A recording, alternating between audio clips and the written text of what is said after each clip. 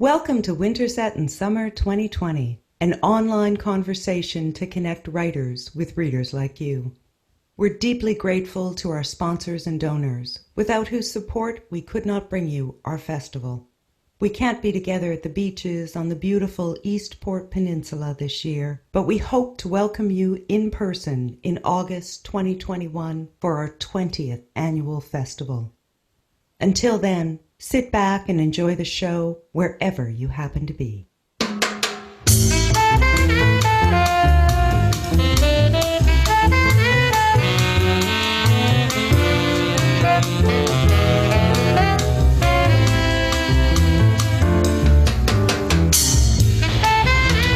Welcome everybody to Winterset in Summer, our literary festival. It's 2020 and we're experiencing a pandemic, which is why we are in the lovely grounds of the greenhouse of Government House in St. John's and not at the beaches in beautiful Eastport. We did want to bring a flavor of the festival to you this year, despite all the restrictions. People can't get together, but you can hear the writers, many of the guests who we had invited for this year, who graciously agreed to be part of our modest digital festival. And as a board member, I'm Noreen, longstanding board member of Winterset. I'm here to host our writer today. And it gives me great pleasure to introduce somebody who's familiar to all readers in Newfoundland, Labrador, and beyond, Andy Jones. Words almost escape me because there's so much to say about Andy and his talent. I don't want to embarrass him, but you all know recently he became a member of the Order of Canada, a prolific writer for children and adults, performer, actor, creator, a creative, maybe even an unstable genius is the way we might refer to him in 2020. So without further ado, we're going to have Andy do a reading from his latest book, and we'll talk all about that and about his writing and about other stuff that Andy has been and continues to be up to.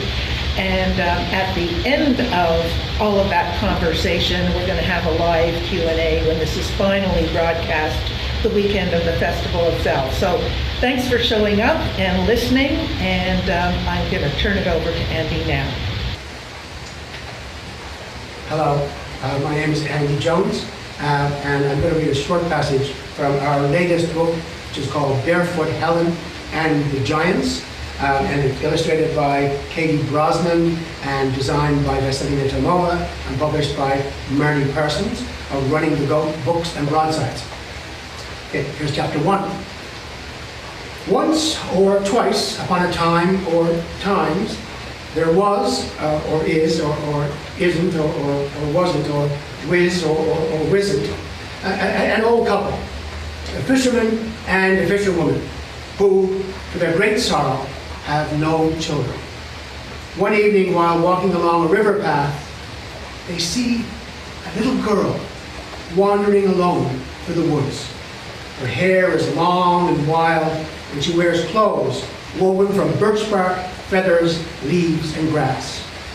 Although she speaks no human language, she is healthy, strong, and smart. She can climb the tallest tree and run as fast as light. She knows where all the animals live, where all the berries are, and how to sleep in a hollow tree or a deep cave. At first the girl is shy and runs away, but the woman soon coaxes her from her hiding place by singing a sweet lullaby. This wild girl is quite curious about the man and woman, and is soon sitting near them by the side of the river. Eventually, she follows them home. She climbs up and sits on the supper table, and using her hands, gobbles up all the food the fisherwoman has laid out. Then she walks outside and falls asleep on the dog's cushion on the front bridge. The old couple, they do their very best to find the girl's mother and father. Messages are sent to all the neighboring settlements, rewards are offered, town criers shout the story in the streets, but no one seems to know who she is. That's it then. The girl stays with her. The fisherwoman and her husband love her and bring her up as their own, and they call her Helen. It's figured pretty generally that Helen had been reared by black bears in the woods nearby. And that must be true because she is an ace salmon fisherman. She can put her hand in a waterfall and with her sharp fingernails hook a fish right out of the water, flip it in the air, catch it in her mouth, and swallow it in 2 gulps. Helen soon learns to talk, to use a knife and fork, and finally to sleep indoors. But the fisherman and his wife can never get her to wear shoes. Her feet are very hairy, and no matter how icy the weather, they are never cold. And strangely, she only has 9 toes. When she's 10 years old, she starts working with her new mom and dad in the salt fishery. When she isn't fishing or salting codfish, she's happy to run barefoot in the bush, row boats with her friends in the harbor, go hunting, or have boil-ups on the beach. This little family has no fancy clothes or fine furniture, but they have a good solid house with plenty of firewood, lots of vegetables in their root cellar, and fresh fish and game every day. But then, one year, the fishing turns bad. And it stays bad for 3 years running. It seems as if the cod have disappeared forever. So Helen says to her father, "Dad," she says, "we got to clear out of here. We got nothing left. We'll soon be starving. Come on, we go to live in the woods. I'll take care of the both of you." "No," says her father. "Your mother and I are too old for that. Tomorrow, we'll move to the city. Pack your bags, girl." So, next morning, they pack up.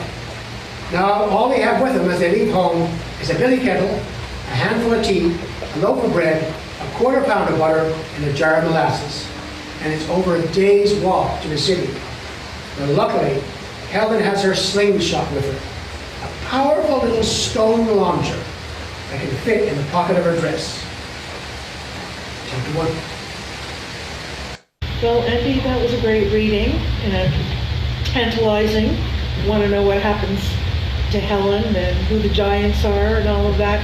I should mention, as I said earlier, we're in the greenhouse at Government House, and Her Honor has kindly availed herself of this beautiful property, and you can hear, people can probably hear the calming effects of rain on the glass here, and there's a foghorn going. So it's a rainy day in St. John's when we're doing this in the middle of summer. So I want to ask you a couple of things about this how new? What, like really new? It hasn't been it's launched not out yet. No, it's coming out next week or so. Well, it's a great title. Tell me a little bit about the source material for this, because the stuff you've done before is harnessing all the great, rich folkloric tradition that we have here. Is that right? Is that the same thing? Same thing. Every one of the books I've done has done that. So what I did with this book was Marty had asked me if I would work on this story. It's actually the story, I guess, is Jack and the Three Giants, which is a big trope in storytelling. You trick the giants into killing each other. That's the basic things. Thousands of versions of all over the world. So I wrote it up and did a first draft, and then one day I was thinking, what if this was a female character rather than Jack, right? So I went through and I said, select Jack and change to, I said, Helen. And then, of course, I had to change all my pronouns. And I looked at it and, it wouldn't work. It didn't work exactly the same way at all. And so I had to, I kept changing more and more things. And then I sent it to a bunch of different women to read it, and they all said a lot of the same thing, like, why is she wanting to kill the giants? And I'm like, it's like you always kill the giants. Anyway, but they couldn't buy, I guess, that a woman would just do that for no reason. So I had to go back and I had to really massage that and change it so that I justified it much more before you realize why they did it. Oh. And and there's lots of things that just wouldn't work, so I had to redo that, and then it changed the story a lot, and then actually in the original, of course, Jack has a gun, and of course nobody wanted there to be a gun in the story, which is understandable. And then in the French version, in Newfoundland, there's a French version called The Black Cat. It's the same story. This story is told all over the world. And in the French version, which is very similar to the English version of Newfoundland, which is actually told by people who are originally French anyway. But anyway, the Bennetts from out in Freeman Bennett from St. Paul's on the west coast, really Benoit. Anyway, but in the version told by Angela Kerfont in French, she has a bow and arrow. Okay. And so then I thought about that, but then I also didn't want the cat to get killed, because cats are important in our storytelling anyway, because they're big figures in our lives. So I gave her a slingshot. And slingshots have long history of effectiveness. Then I went back and I read David and Goliath, of course, thoroughly, and realized a lot of stuff about that. All the modern analysis of that story, that Goliath may have had tunnel vision and may have been blind and was let out, and all the stuff that's in the Bible that's there, right? So that was very good. And there's just, I end up doing a lot of other stories and finding them. That's so interesting. But so you didn't have the same challenge with Peg Bearskin? Peg Bearskin was, that book actually is mostly exactly as Mrs. Brewer told the story. So it's Elizabeth Brewer, that's her version of it pretty well, and we changed some things. But it did have a female central character. It always had a female character, and that female character, Peg, she's called Molly Whoopie in other stories. So she is also an archetypal story told about a woman, who's particularly smart and saucy, and she ends up, saving her sisters, of course, who are more the pretty blonde girls, I shouldn't say that. That's what they are. Call them what they are.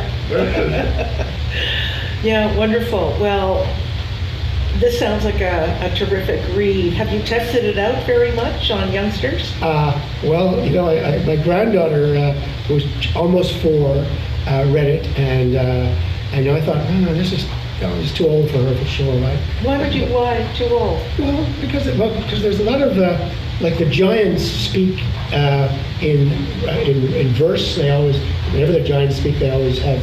It's a little bit complicated, some of the stuff, but my daughter said she really enjoyed it, and then she said she asked to have it read again.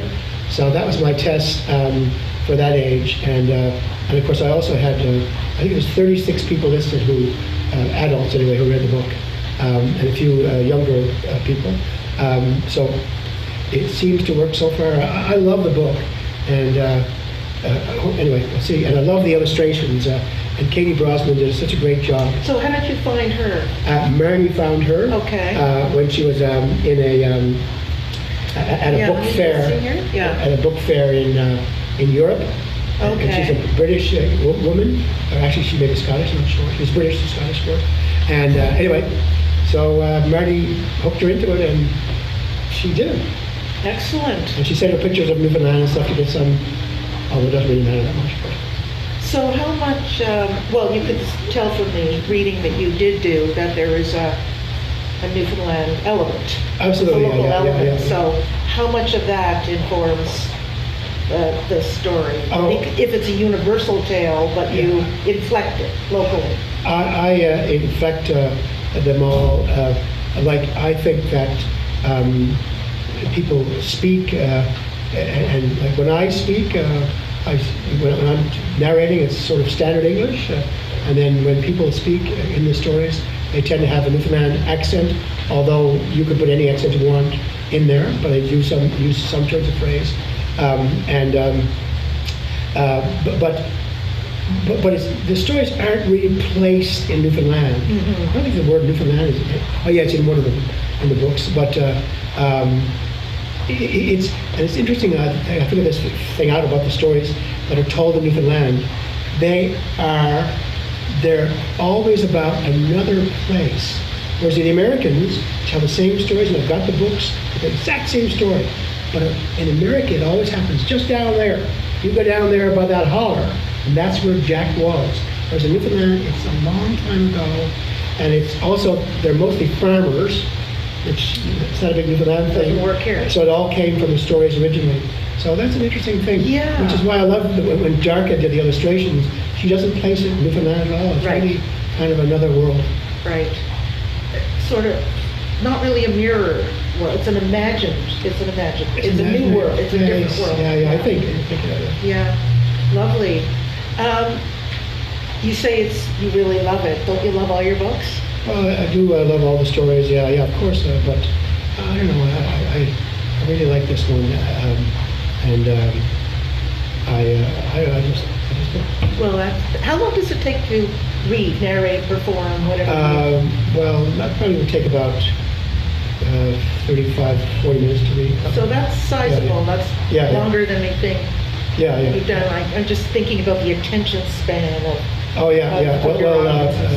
The Queen of Paradise's Garden performance is 35 minutes. Right. So it's about maybe 40 minutes. Yeah. Well, the thing is that your performance is so enthralling, really. I mean, you're such a great reader of your book. You are, Andy. You are. I love it.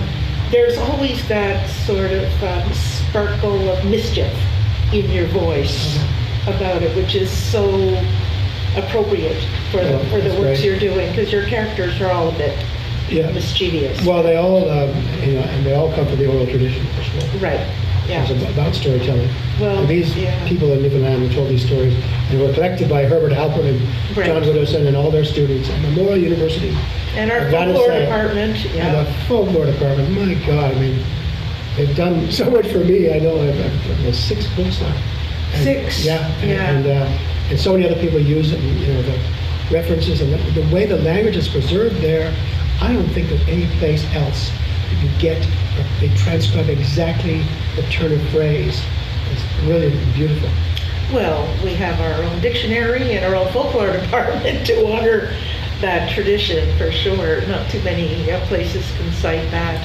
Absolutely. When you started with the Jack series or in the early adaptations of that material, did you realize that you had something here that there was a hunger for, or did it all grow organically? You thought, well, I'll do another one.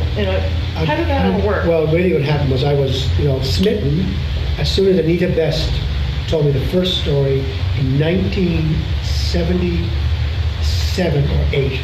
And we were making a feature film, and we were having all kinds of people come in and give us advice. And they said, have you ever heard the Jack Tales from Newfoundland? I said, no, I've never heard of them. Because she was married to Pius Power. Right. At that point, Pius Power Jr. And so she told me, and I was like, oh my God. Yeah. And Philip Ditt also was hanging around the same time. He heard them. We both heard them. We determined immediately.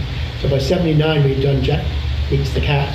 And then that was it. I just went on from there. And then Marnie asked us to put them in books. Yeah, well, the collaboration with the illustrator, with Marnie, the press, all of it, and you, of course, these are very, very special jewels. I'm so glad I got to do them. Absolutely, yeah. Well, we're all lucky that you have been doing this. Has the thinking and writing all of this out displaced other kinds of writing in your life? Like, is there only room for this now? Because you've done so many other things, and performing, of course, on stage, and your own one-man shows, which many of us miss. But I can imagine the toll that takes on anybody doing that kind of thing. Yeah, I would. It does. I mean, that book was 4 years. I was working. 4 years. But I wasn't working for 4 years on that book by any means. Yeah. But it just took that long for it to come out. But yes, I think it has. I think you always end up choosing something to be your vehicle for what you're thinking about. So it did replace that to some extent. Yeah. And I think one of the achievements of your work here is that, and I think you say this elsewhere in an interview I either heard or read, that you're not really aiming it so much at this is part of a larger tradition for readers not just for young readers, right? I hesitate to classify this as just limited to young audiences. It seems to me adults are as excited listening to you read this stuff as youngsters. Well, it's the child in us that loves to hear that stuff. As Anita Best says in her, Anita has a brand new book out now too, called Clever Maids, Brave Jacks, and a Cat. And it's a bunch of stories that she's collected, and Martin Lovelace also collected. And she says that, the stories were not for children. Right. They were for adults. Right. And it sort of became in the Walt Disney World more for children. But of course, children were at every event anyway. Right. It wasn't like they were home with a babysitter. Exactly. So they were able to hear stuff. But I'm not quite sure about the stories all the time, because I do kind of aim it for kids, and I do take stuff out. You do. I do take stuff out that's violent, or sometimes violent, but sometimes just adult things you couldn't put for kids anyway. Yeah. There's jokes and stuff that you never have children read. No, I suppose you got to get it. You got to get the joke or not. Right? No, but I mean, stuff is like, I can't tell you, it's inappropriate stuff. Right. There's little sly comments, like. Right. Well, there's dark stuff in all of this, for sure. There's always dark stuff. Yeah. And the kids, seem to like that. Again, my granddaughter is only 4, and she really is fascinated by the witch in Peg Bearskin, and she loves the illustrations with the chicken hand falling out of his soup and stuff like that, right? Right. Yeah, that sort of grotesque. Yeah, I don't think there's any limit on the appreciation of that. The witch killing her own daughters, And so today I told her that story a couple of times, getting ready for the night reading today, and then she decided that she was one of the witch's daughters, but she wasn't there that day. Oh. So I said, yeah, you were away at university. Well, that's great. So she's spinning out her own versions of this, or locating herself in the narratives. That's fantastic. So this will be launched, as you say, soon? It will be launched, I think, just around the time that this will be on the air. Okay. And I guess a launch these days is not what it used to be. No, it will be an online version. I think I'm going to read, and also the illustrator is going to read from England. Oh, so we're going to okay. both of us. We're going to share the reading. Yeah. That's neat. Yeah. So you're going to rehearse that with her, or you'll just wing it? I've heard her. She's got beautiful accent. Oh, good. And a Northern English accent. Lovely. I'd love to hear her read. And of course, Peg Bearskin was a collaborative effort with Phil. Yes, right? Myself, Foote did, and really the story as told by Elizabeth Brewer. So what is the collaboration with Phil? How did that work in the process? So me and Phil took the story, and we sat down together and kind of adapted it for stage.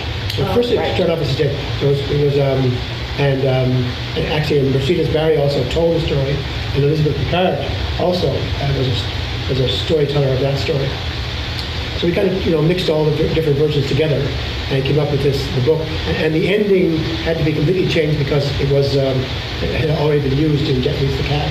It was a standard ending, and also some things were left out that we, the day she told that story, Mrs. Brewer, we put them back in, and so it really was a collaboration. But I really feel that is mostly Mrs. Brewer's. Absolutely, of course. Yeah, well, it's important to acknowledge that line of continuity, isn't it?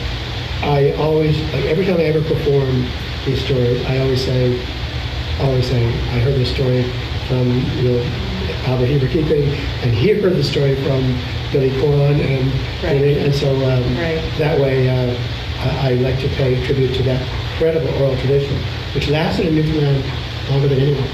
Well, you're keeping it up. How do you feel about all of that now in 2020? Is that dying? We're keeping it alive formally. We do have a folklore department. We do have people collecting and researching and working on, but in terms of its living presence in the culture, as rural Newfoundland fades into something else. I'm not sure like that doesn't seem to exist quite the same way. I mean, storytelling is still extraordinarily interesting part of our culture, and that goes. If we end up in Alberta or Brooklyn, New York, that's still there. But there's an interesting thing happening, which I've only discovered the last few years, is that there's this whole storytelling world, which is strong in St. John's for sure, the rest of the island, which is more, like I say, a more formal thing. But these storytellers, man. Oh yeah. They're pros. They're pros. They are actually, like, one of the guys said, so what do you do for a living? He said, this is what I do for a living. Yeah. So why? He said, oh yeah, he tells stories. And he's like, and I just saw so many brilliant people from all these different storytelling traditions, like Norwegians and Welsh people and all those stories. They all come together at these festivals. Like, wow. Yeah. These people are amazing. Yeah. There's a few in town too. Oh, is that it? Very fair. Very fair. And Anita Best, of course, is yeah. Best. Oh yeah. Anita really has that style of just telling the stories, and it's always a bit different. And because I'm much more of an actor. Yeah. Terrific. Anything else you want to tell us about Helen before we open it up to questions and we go live with all this? No, I don't think so. I think that I hope people have a few laughs at it, and I try to. It's interesting what the psychology is very deep. No, never the psychology of the characters in the folk tales, because it's the storyteller who adds the psychology in a way, right? So Jack, gets the beans, he throws them out the window, the beans start goes. But the storytelling is telling you lots of stuff about Jack and his mother and their relationship and all that stuff, and the kind of guy that Jack is, and Jack and the Beanstalk, for example, or Little Red Riding Hood. And each individual storyteller does that, and that's what I try to do, and I try to do it in a humorous way. Well, you do, and congratulations. Thank you. And I'm sure everybody who's paying attention is going to be picking up a copy. Buy this book. And give it away. Presents. Like, what a glorious opportunity for people. It looks good too, this book. I like the look. The look is wonderful. Yeah, it stands out on the shelf. You haven't got the giant on the cover. No, it's Helen. It's just Helen. And the cat. The cat is very important. Yes. She's only got 9 toes. You count the toes, you realize. And you can do stuff with 9 toes. When the toe was chopped off, that's the very interesting part of the story. How did that happen? Thank you, Andy. We'll turn it to questions when we go to a live stream. Okay. Newfoundland, Labrador with Winterset. Thank you very much, Helen.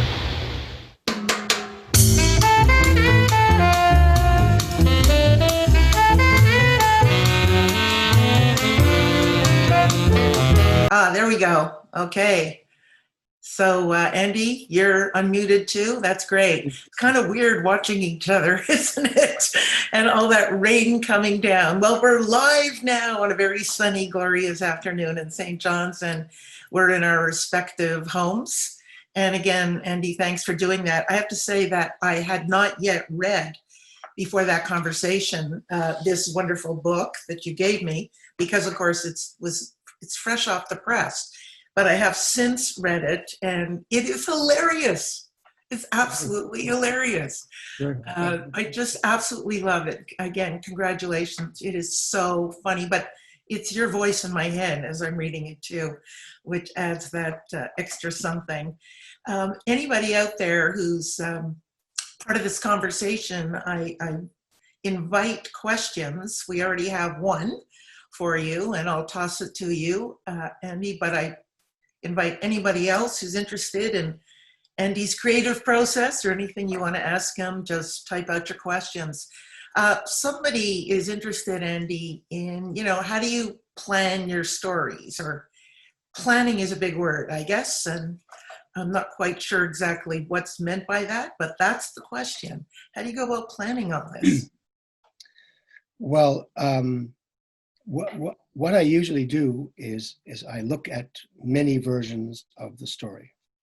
But I've always gone with the plot that's provided in one of the Newfoundland versions. So I usually stick to that pretty much. I mean, I go off on lots of tangents, but I always usually I always pick a story that I really like, and so I pick the plot. Like sometimes there's 6 versions of the Newfoundland version, and then of course there's hundreds probably from the international storytelling canon. So I try to find a bunch of those, and then I go off on little sub-tangents from there. But basically, and then what I do at a certain point is I then sit down and start again with the Newfoundland plot in mind, and I just go through and try to write the whole story. Good. Well, it takes work. I mean, I notice in your afterword that you allude to all the time spent at MUN in the library alone working on this. So, might sound really effortless and lovely and concise, but these things take a lot of time and work. Yeah, No doubt. and the memorial is a great place to work, and I like the library there, and CNS, and everyone's very helpful. Yeah. And there's lots of great stuff there.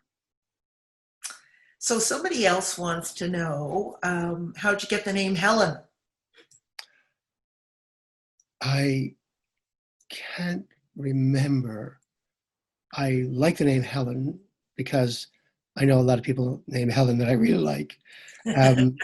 And I remember one woman when I was a little kid, Helen Henderson, who was our neighbor, who was, she was the mother of my brother's friend, and she was very, very kind to us. And of course, there's Helen Peters, of course, who was the editor of all the Codco books. So I just have such great feeling about that name. I always have. And in fact, she's also in one of the other books. There's another Helen in Jack the King of Ashes. And also I thought, it is a kind of famous woman's name in the sense of Helen of Troy. But yet it's also the lady next door name too, right? So it's got a lot of stuff going for it. Yeah, I don't know whether anybody's naming their kids Helen anymore. Today's names are all pretty, I don't know, weird and weirdly spelled. So, although they're coming back, all the old names are coming back. Okay, well, that's good to know. Yeah, great. Again, I invite anybody who's out there listening, just type out your questions for Andy. And somebody has said, no one reads a book like Andy. What a treat. So yeah, I certainly would second that. We have a listener who is in Alberta right now, and she wants to know where she can go to find the online bookstore to purchase your books. So maybe the publisher is listening too to this. Yeah. Well, it's called Running the Goat, Books and Broadsides.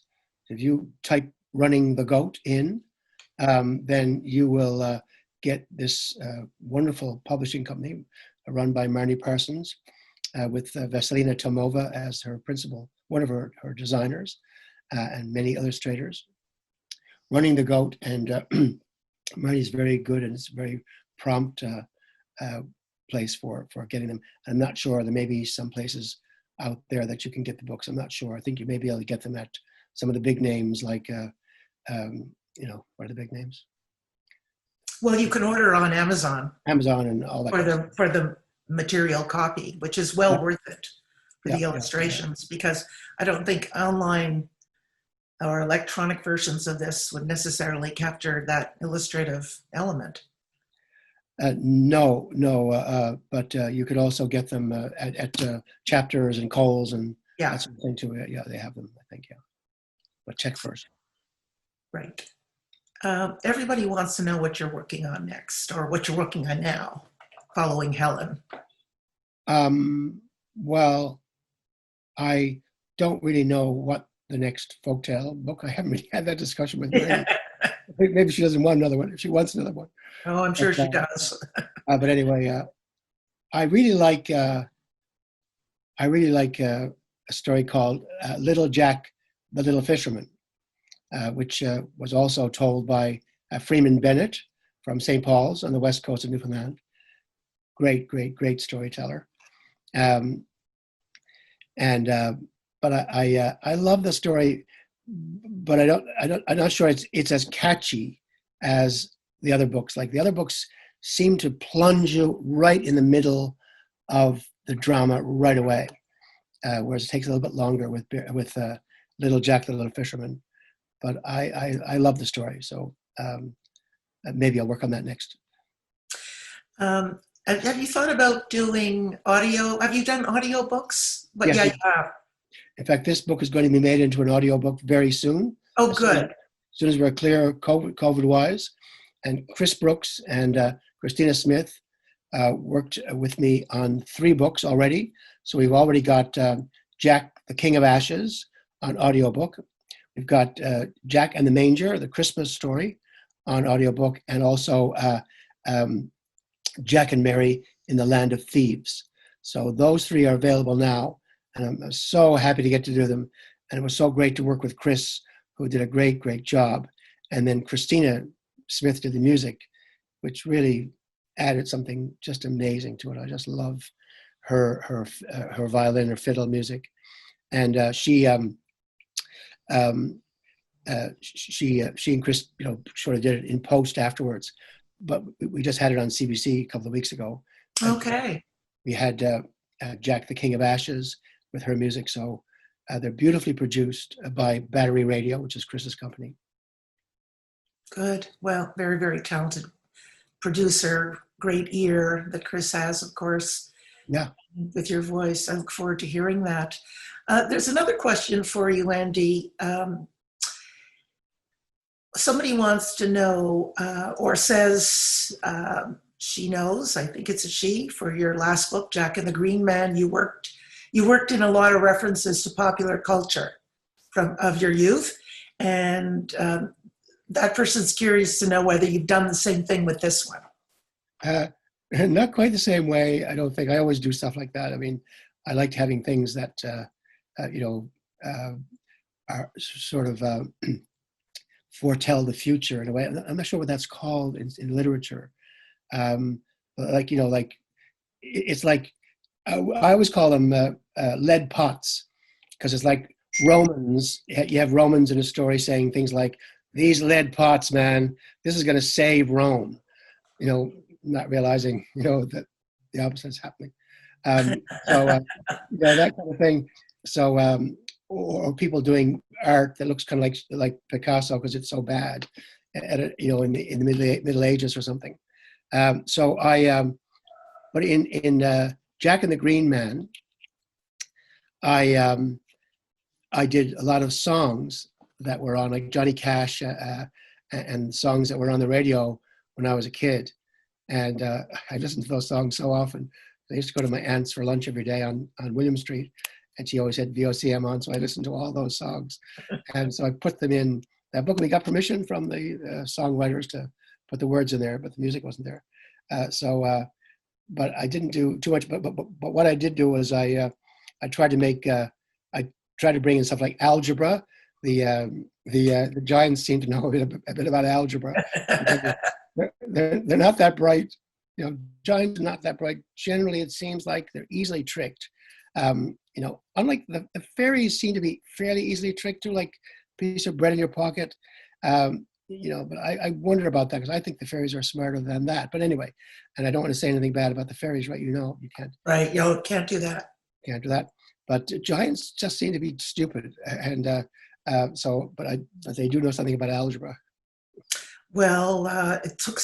I think, as you say, the wheels start turning when the giant has to think, and that causes the thinking causes a lot of noise because they're so rusty. Yeah, smoke actually comes out of his ears because that's it. All the machinery is so rusty. Right. And the algebra is kind of questionable too, I'd say. He's got a basic grasp of algebra, I think. Somebody would like to know what kind of give and take there is between the writing and the illustrator's work. I would say not a great deal. I mean, in the sense that I get some drawings. Usually, it's a fabulous thing to have happen to you, is to write something and then have somebody on the other side of the world do the illustrations for you. And And then sometimes I will say, like, I'd like to see an image of, like, say, the slingshot. I thought, well, I'd like to see more. I'd like to see the slingshot. So then she sends me back a big picture and it's got a big slingshot in it. So I was really happy with that. And then I discussed that. And then the designer talks to the illustrator a lot and says stuff like, I think we need to have some small drawings of, something in the background to go on certain pages. So she talks to her. And then the editor, or the publisher / editor, Marnie, talks to her too. And I've had I had no problems with this book at all. I've never had any problems really. But once I had a big argument with Darka or Daly, who was so much fun to work with. But she often has ideas of her own and won't change them. So I have to change the script according to what Darka does. So, like, for example, at the wedding, she placed it in a circus tent. I said, Darka, like, this is a wedding. It says in the script, it says it's in the parish hall. I don't care, she says. I want to have a circus. So then I wrote the story to say, that they got married in a circus tent because she wanted to do that. And some things like I had peas pudding in a story. And of course, she didn't know what peas pudding was, even though she was married to a Newfoundlander. And so she had giant green peas in the story. So then I introduced giant green peas as a sort of theme through the book. So there's some give and take like that for sure. But usually the illustrator, in some ways they're creating another world, I think. Mm-hmm. And Darka definitely did that. And I think that Katie did it this time too, And so it's just like what's inside your mind when you read it. It's different than what I have. And that's her version. Yeah, well said. Somebody wanted to know, a US-based observer here, who was a regular Winterset in summer attendee, wants to know whether the book will be published or available in the US. And the publisher, Marnie, has weighed in and said it will be released in the US in late January and distributed by Orca Book Publishers. So that's good to know for anybody who's paying attention from the US, because you may never be allowed out of the US again. So, and we won't be able to go. So good to know. Orca Book Publishers will have it available. That's great. Andy, somebody else wants to know, and I kind of have this this question in mind too. Do you miss your main character when you're finished writing the story and it's all finished? A lot of novelists say that about their characters. They miss them, even the awful ones. But I certainly missed Helen. I'd like to know what happens to Helen now. Well, actually, usually with the Jack stories, there's so many Jack stories that I never kind of miss Jack because he's around all the time. But I did miss Helen, and I thought, what would be another chapter of Helen? And I thought about Helen, like having to go to Europe or something, and and having to suddenly be, meeting heads of state in Europe, or having some adventure, with her 9 toes and her bare feet. So I would like to do something with Helen for sure. Yeah, and what does happen to her and her partner and their kids and all that stuff. So I think there could be more stories about Helen, maybe. So on that note, and without giving away too much, but there is another character called Antoinette in the story, who plays a very key role in the plot. And so the question is, how did Antoinette, and great name too, Helen Antoinette, you're going for the big, powerful woman of history. How did Antoinette evolve as a character? Where'd she come from? And second part of that question is about your creation of the Story Hotel, which is a fantastic idea. And we all want to go there. So maybe you can say a little bit about Antoinette and the Story Hotel. Well, Antoinette, I was thinking of Antoine Maillot, also the French writer, storyteller. And so I got to that point in the story, of course, where, normally Jack meets the princess. And so I thought, well, it should be, I guess, Helen should meet the prince. I thought, why not have her meet the princess, right? And so and they fall in love, and they live together at the end. And I thought, well, that'd be interesting to just go that route and just have it be part of the story. It's not nothing major made of it, right? And I guess Antoinette, it is a powerful name. And so the other question was, what was the other question? I forget now. Story Hotel. Maybe you can tell. Storytelling Hotel. That's my idea. That's a great idea. That's the best idea, and that really, I have not come across. I've seen it as a storytelling. Oh yeah, no, sorry. It's in Angela Kerfont's story too on the West Coast. Okay. The French version, and of course, again, Freeman Bennett is actually his name was Benoit originally. They changed it to Bennett, so it's in the French tradition, I guess. And when I first read that, I thought, my God, what a fabulous idea for storytelling, especially for a play, because you can be at the Storytelling Hotel, and you can have as many stories as you want. Right. And we used to do a show where we had 3 different stories, and we would do, we could have 3 different versions of the show, and because different things would happen in the Storytelling Hotel. And I don't know, man, that's such a great idea. That's such a great storytelling idea. I love it. Yeah, I guess it's kind of riff on the 1001 Nights, the whole idea about stories begetting stories, and yes, and that's what I thought about. Yeah, and also in Newfoundland, they talk about guys going to the lumber camps in the winter when they weren't fishing, and of course they got to share the stories from all across Newfoundland.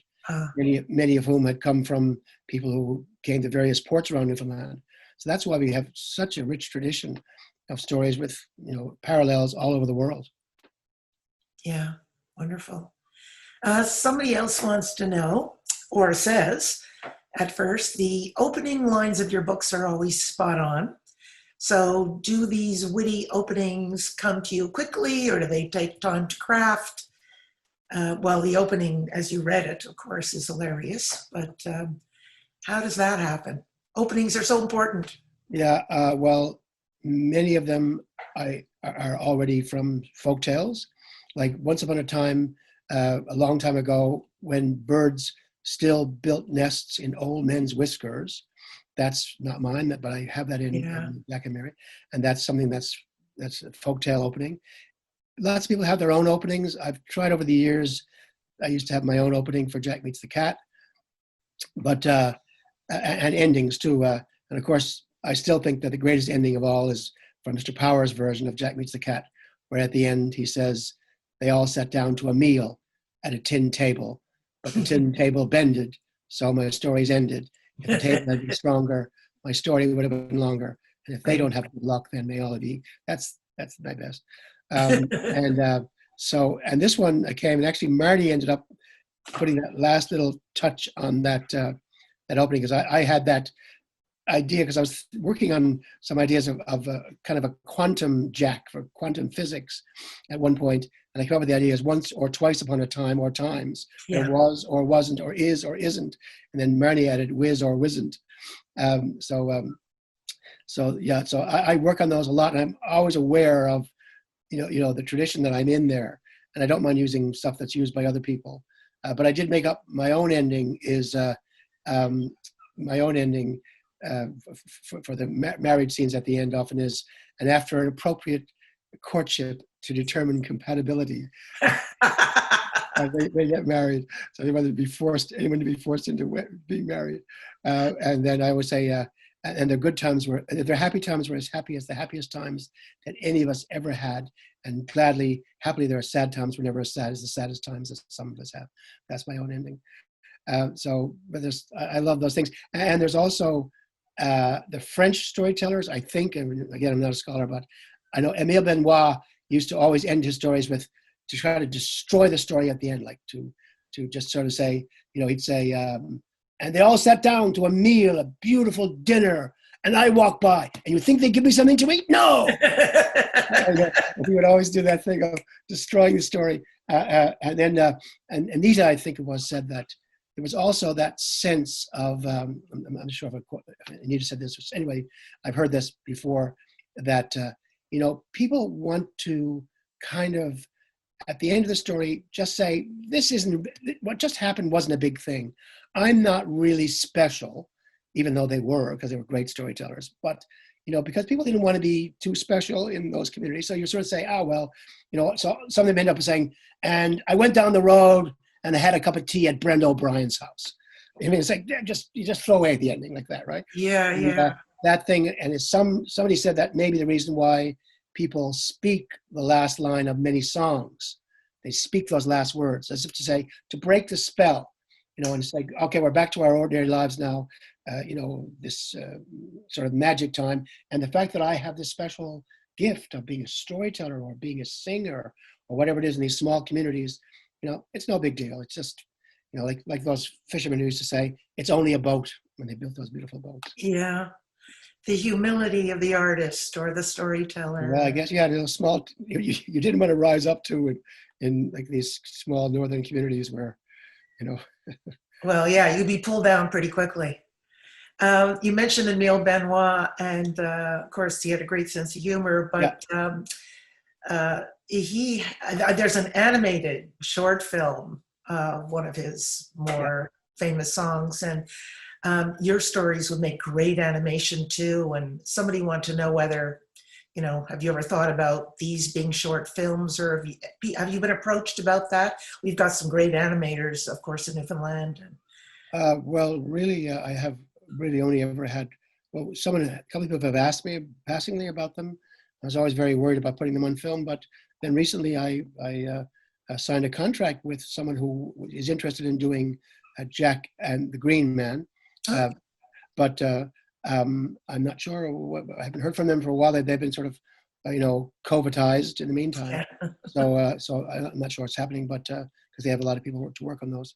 But I would like to do them for sure. Yeah, and I did luckily get to hear Emile Benoit tell lots of stories. I went to visit him in the early '80s, and with Longue Veillée. Which is a festival from the West Coast, and I also got to hear John Alfred Benoit, his brother. Both of them tell the stories, and of course I heard Pius Power and Eddie the Best, so I got to hear the original story. Some of the greats. Well, you're the greats. Carrying on that tradition. You were supposed to be at the park at Terra Nova this year, of course, right? And I know when we did our recording of the conversation and your reading, you also performed and read, you told the story of Peg Bearskin, and we hope you'll be open to doing that next year if we're back in person, back at the park. And I know a lot of families would like to go to that and attend. Not asking you to commit, guaranteed, but just hearing you is a real treat. We're hoping to repeat that feature of the festival if, COVID goes away and we're all allowed to gather. That would be really awesome. I think the park is going to be circulating a notice about your reading of Peg Bearskin, and we'll, of course, be highlighting that too, because it's a great story, and you great story. tell it so well. Yeah, it's all great, Andy. It's all great. Yeah. And that comes from, again, is Elizabeth Brewer. And Pius Power actually also told that story because he was from that same community. But that's, the version that I do is very close, very, very close to her version.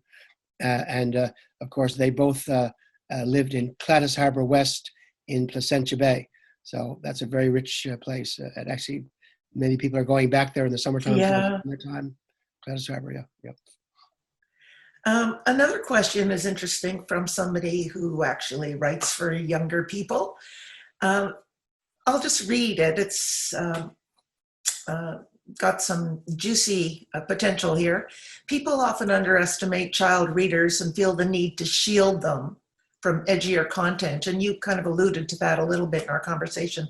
So do you ever get pushback for the scenes that some may find a bit gory, like the giant's heads being chopped off and all that giant stuff? And Anybody, parents can be uptight, Oh, no. Actually, it's like sometimes teachers are way more worthy than the children. Teachers, yeah. It was just funny because I just happened to be out in Port Rexton the other day, and I will say it was Pam Morgan's granddaughter. She's 4 years Nora, old. beautiful Nora. Nora, yeah, another Nora, and she had the book, and she was laughing hysterically, saying, "Look, Mommy, the giant's head has come off." I thought, well, there you go. So much for all that. Yes, no, I did. Here's what always happens in schools. People hear the story and they go, "Oh, that seems pretty, scary for kids." And then when the story's over, they always forget that they ever even thought that. It's like the story, the magic of those stories just gets people, and they forget the kids. I've never met a kid yet who was, really frightened by it. I don't think ever. The scariest thing we ever did was have the hobby horse. The hobby horse we used to have in, those hobby horses they have at Christmas time. Mm-hmm. But no, I've never. So I don't think you should shield. I mean, there's some things you shield them from, but I mean, because the stories were for adults. But I don't think that the gory stuff, again, it's that thing of the witch killing her own daughters. Yeah. Oh my God, that's so heavy, and I can self-pedal it when I'm performing a bit like that, right? But really, the facts are there, man. Although my granddaughter says that she has a spell to bring them back. Of course, she's a witch, right? Okay, again, sort of inventing her own escape hatch. She does, yeah. She's good. She's a good storyteller. We're coming to the end of our time. Just wondering, on behalf of another listener and viewer here, there is a lot of affection for the one-man performances you used to do. And as I said, I know those were intense, both probably to create, but certainly to watch. You ever think about going back to that? Yes, I do. You do, eh? Yeah. I'm still working on something, I hope. Oh, good. It's taking me a long time. Yeah, well, I'm sure. Well, those were some of the most amazing live performances I've ever seen anybody do. And I know I'm not alone in that. People talk about those in this town anyway all the time. So keep at that. Thank you. Courage. It's encouraging. Yeah, well, yeah, I'm sure I'm not alone in that expression. Well, Andy, what can I say? It's been great.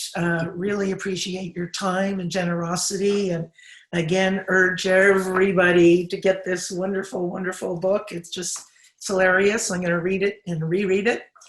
And remind everybody that we've got another session tonight scheduled for 7 o'clock with our BMO Winterset Award winner, Megan Gail Coles.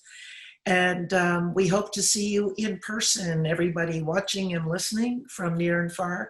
And of course, Andy, we welcome you back to the festival. Let me say this boldly. Any bloody time you want to show up for a Winterset, you are welcome. Thank you, guys. Thank you for doing this incredible event and making all this happen anyway, despite COVID. You guys are very, very brave and good. Thank you. Well, it's been fun. I'm glad we're rolling it out now. Lots of work behind the scenes, behind the curtains, as you know. Sure. So great. Okay, thanks again, everybody, for showing up. And Andy, I'll release you to your afternoon. Thank you. Bye, everybody.